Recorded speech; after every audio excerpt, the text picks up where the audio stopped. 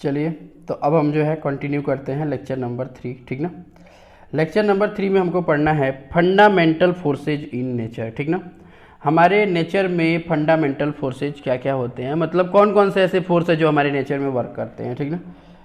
तो देखिए यहाँ पे 4 फोर्स जो है, हमें 4 फोर्सेज का नाम लिखा हुआ है, एक एक को हम लोग जो है शॉर्ट में ही एक्सप्लेन करेंगे, ठीक ना।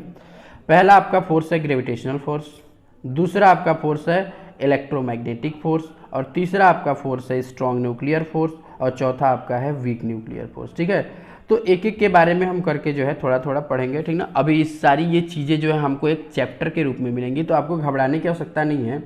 ऐसे मान लीजिए यही लिखा है हमने ग्रेविटेशनल फोर्स, तो आप फर्स्ट बुक के जो है आप लास्ट चैप्टर देखोगे ना, तो वो आपका चैप्टर ग्रेविटेशन है। तो हमको घबराने की आवश्यकता नहीं है, एक एक के बारे में जो हमें डिटेल में एक्सप्लेन करना है, ठीक ना।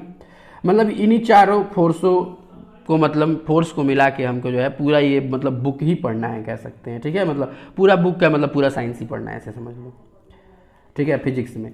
तो सबसे पहला हमारा होता है ग्रेविटेशनल फोर्स। तो ग्रेविटेशनल फोर्स क्या, अब इसका डेफिनेशन लिखोगे नहीं, ग्रेविटेशनल फोर्स क्यों डेफिनेशन लिखोगे यार, ये डेफिनेशन तो हम क्लास 9th में ही पढ़ चुके हैं। हमें इसके बारे में बस थोड़ा सा मतलब जानने की आवश्यकता है यहाँ पे, इसके बारे में डिटेल में तो हम जो है चैप्टर में एक्सप्लेन करेंगे, ठीक ना। तो सबसे पहली बात क्या कि ग्रेविटेशनल फोर्स जो होता है ये एक प्रकार का वीकेस्ट फोर्स है। मतलब ये जितने फोर्सेस दिख रहे हैं ना, सबसे अगर वीक फोर्स है तो उसमें क्या है, हमारा ग्रेविटेशनल फोर्स है। अच्छा, ग्रेविटेशनल फोर्स क्यों वीक होता है, क्योंकि आप लोग जानते हो ग्रेविटेशनल फोर्स की वैल्यू निकालते समय हम लोग क्या करते हैं, F=gm1m2/r²। आप लोग पढ़े हो ना, F= क्या होता है, gm1m2/r²। तो जब ये लगाते हो फार्मूला निकालते, जी की वैल्यू जो है 6.67 10⁻11 होती है, वो बहुत ही कम होती है, जिसकी वजह से हमारा ग्रेविटेशनल फोर्स जो आता है वो बहुत ही क्या आता है, कम। जैसे मान लीजिए कि ये पेन है, ठीक ना, और ये मेरा हाथ है, इसके बीच में भी ग्रेविटेशनल फोर्स लग रहा है, लेकिन यहाँ पे बताइए क्या कोई डिस्प्लेसमेंट हो रहा है, कोई डिस्प्लेसमेंट नहीं हो रहा है, ठीक ना। यानी कि ये फोर्स जो है बहुत ही वीक होता है, ठीक ना। तो बहुत ही वीक होने के कारण जो है हम कह सकते हैं कि ये जो चारों फोर्सेज हैं, gravitational force, electromagnetic force, strong nuclear force और क्या वीक न्यूक्लियर फोर्स, इसमें ये वीकेस्ट होता है, ठीक है। अच्छा, सबसे पहली बात तो वीकेस्ट के बारे में हमने बात की। सेंट्रल, सेंट्रल का मतलब इसका नेचर जो होता है ये हमेशा जो है टूवर्ड्स द बॉडी होता है। जैसे मान लीजिए अर्थ है, ये पेन है, तो हमेशा ये अर्थ के सेंटर की ओर ही जाएगा, ठीक ना। इसको हम ड्रॉप करेंगे तो कहाँ जाएगा, अर्थ के सेंटर की ओर ये जा रहा है, ठीक है। तो इसका जो नेचर होता है वो हमेशा क्या होता है, सेंट्रल होता है। तो आपको चीज़ें समझ में आ रही होंगी। अच्छा, यूनिवर्सल फोर्स है। यूनिवर्सल फोर्स का मतलब ये हुआ कि ग्रेविटेशनल फोर्स अगर यहाँ पे लग रहा है ना, आप कहीं चले जाओ वहाँ ग्रेविटेशनल फोर्स लगेगा। यूनिवर्सल मतलब ये हुआ, ठीक ना, ब्रह्मांड में आप कहीं चले जाइए वहाँ पे आपका ग्रेविटेशनल फोर्स लगेगा, ठीक है। दो ऑब्जेक्ट को आप चाहे यहाँ पे रखो चाहे वहाँ पे भी लेके जाओ, उन दोनों ऑब्जेक्ट के बीच में क्या लगेगा, फोर्स लगने वाला है, ठीक ना। तो ये चीज़ ध्यान रखना है आपको, ठीक है। अच्छा, बहुत लोग कहेंगे सर कई जगह ग्रेविटी नहीं है तो वहाँ पे कैसे लगेगा। अरे यार लगेगा, क्यों नहीं लगेगा। वहाँ पे आप जाते हो, कोई दो ऑब्जेक्ट ले लो, वहाँ पे भी आपस में लगेगा, ठीक है। ये है कि वहाँ पे अर्थ के द्वारा जो ग्रेविटेशनल फोर्स है वो नहीं लगेगा। तो ये चीज़ें ध्यान रखनी है आपको, ठीक है। अब ऐसा नहीं है कि फोर्स नहीं लगेगा, फोर्स तो लगेगा ही। अच्छा, दूसरी चीज़ जो है वो है इलेक्ट्रोमैग्नेटिक फोर्स। इलेक्ट्रोमैग्नेटिक फोर्स जो होता है, नाम से ही समझ में आ रहा है कि इसमें दो फोर्स आए हैं, एक तो इलेक्ट्रोस्टैटिक फोर्स आया है और एक मैग्नेटिक फोर्स आया है। तो आप कहोगे सर ये इलेक्ट्रोस्टैटिक फोर्स क्या है, मैग्नेटिक फोर्स क्या है। अरे यार कुछ नहीं, 10th में आपको पढ़ाया गया था कि जो अगर चार्ज हमारा कोई रेस्ट में है तो उनके बीच में जो फोर्स लगता है, जैसे मान लीजिए ये दोनों चार्ज है ना, ये दोनों चार्ज किस में है, रेस्ट में है, ठीक है। तो इनके बीच में क्या लगेगा, प्लस की माइनस की दो चार्ज हैं, तो इनके बीच में जो फोर्स लगेगा वो इलेक्ट्रोस्टैटिक फोर्स है। यदि किसी चार्ज को मूव करा दिया जाए, मतलब इसको हमने क्या कर दिया, मूव करा दिया, वेलोसिटी दे दिया v, तो अब इसमें जो है क्या लगेगा, अब इसमें इलेक्ट्रोस्टैटिक फोर्स जो लग रहा था वो तो लगेगा ही लगेगा, साथ साथ इसमें अब मैग्नेटिक फोर्स भी लगेगा। हम सीधा सीधा बोल सकते हैं कि ये जो हमारा इलेक्ट्रोमैग्नेटिक फोर्स जो है ये चार्ज डिपेंडेंट होता है, यानी चार्ज पे डिपेंड करता है, ठीक है। अच्छा, लॉन्ग रेंज, इसका ऑर्डर जो है दूर दूर तक भी ये काम कम करेगा, ठीक ना। ऐसे मान लीजिए दूर दूर भी अगर ऑब्जेक्ट है तो उनके बीच में भी ये काम करेगा, ठीक है। अगर चार्ज हमारे दूर दूर है तो उनके बीच में भी ये काम करता है। अच्छा, तो ये हमारा दो फोर्स हो गया, इलेक्ट्रोमैग्नेटिक फोर्स नाम से ही समझ में आ रहा है, electrostatic force plus magnetic force. Electrostatic force क्या होता है, तो दो हमारे चार्ज या फिर कोई भी चार्ज जो है अगर रेस्ट में है तो वहाँ पे इलेक्ट्रोस्टैटिक फोर्स काम करता है। और मैग्नेटिक फोर्स क्या होता है, तो जब कोई चार्ज हमारा मूव करता है तो वहाँ पे मैग्नेटिक फोर्स का ऐसे समझ लो, ये जब कोई चार्ज मूव करता है तो देखे होंगे कि आप लोग पढ़े होंगे magnetic effect of electric current, chapter था ना 10th में पढ़े थे। तो वहाँ पे आप लोग देखे थे कि चार्ज जब मूव कर रहा है तो वहाँ पे इलेक्ट्रिक करंट फ्लो हो रही है। जब इलेक्ट्रिक करंट फ्लो हो रही है तो उसके चारों ओर मैग्नेटिक फील्ड प्रोड्यूस हो जा रहा था, ठीक ना, जिसको हम लोग बोलते थे magnetic effect of electric current, बोलते थे कि नहीं बोलते थे।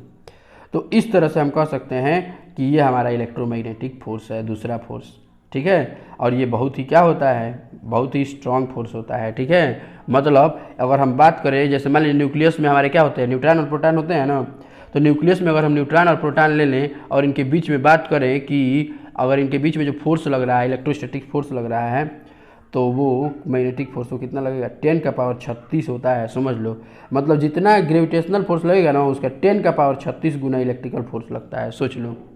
अगर यही जो है, अगर हम एक इलेक्ट्रॉन और इलेक्ट्रॉन के लिए देखें तो उनके बीच में जो रिपल्सिव फोर्स लगता है, तो वो जो होता है, जानते हो कितने का होता है, 10 का पावर 42 या 43 ऑर्डर का होता है, यानी कि बहुत ज़्यादा ऑर्डर हो गया ना।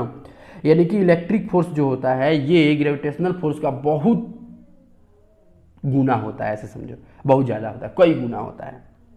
इसको हम क्लास 12th में जो है कंपेयर भी करेंगे। जब इलेक्ट्रोस्टैटिक्स पढ़ोगे, पहला चैप्टर है क्लास 12th का, तो वहाँ पे इलेक्ट्रोस्टैटिक पहला चैप्टर आपको मिलेगा, और फिर इलेक्ट्रिसिटी से आपको रिलेटेड 3 चैप्टर पढ़ना होगा, ठीक ना।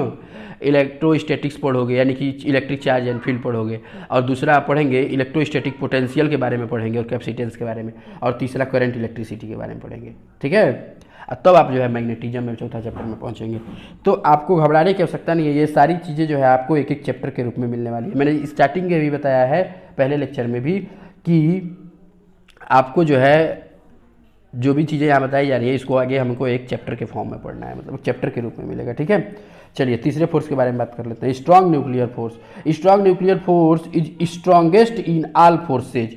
यहाँ पे जितने फोर्स लग रहे थे ना, इन सब में जो है सबसे ज़्यादा स्ट्रांग कौन होता है, स्ट्रॉन्ग न्यूक्लियर फोर्सेज होता है, ठीक ना।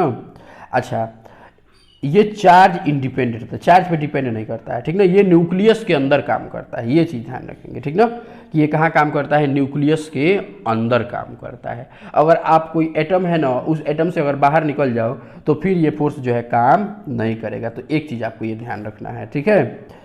अच्छा, इसका रेंज जो है 10 का पावर -15 ऑर्डर मीटर के लिए ये काम करेगा, ठीक ना, प्लस हो गया है, ठीक ना। तो ये चीज़ ध्यान रखना है, ठीक ना। अच्छा, इसके बाद से वीक न्यूक्लियर फोर्स है। तो वीक न्यूक्लियर फोर्स जो है ये भी न्यूक्लियस के अंदर ही काम करता है, लेकिन ये स्पेशल पर्पज में ही केवल काम करेगा। देखो, इसका रेंज जो होता है शॉर्ट होता है, और इनसाइड न्यूक्लियंस, न्यूक्लियंस का मतलब हो गया न्यूट्रॉन्स, प्रोटॉन्स, ये सारी चीज़ें होती है ना, न्यूक्लियंस इसी को बोलते हो, न्यूट्रॉन्स और प्रोटॉन्स को। तो ये स्पेशल पर्पज में ही वर्क करता है। जैसे मान लीजिए कोई प्रोसेस हो रहा है, जैसे मान लीजिए न्यूक्लियर फ्यूजन होता है ना सन में, जिससे वजह हमको क्या मिलती है, लगातार जो है एनर्जी मिल रही है सन से बहुत सालों से और मिलती रहेगी। तो वहाँ पे न्यूक्लियर फ्यूजन प्रोसेस हो रहा है, बीटा डीके में भी काम करता है। बीटा डीके आपको रेडियो में पढ़ाया जाएगा कि बीटा डीके क्या होता है, ठीक ना।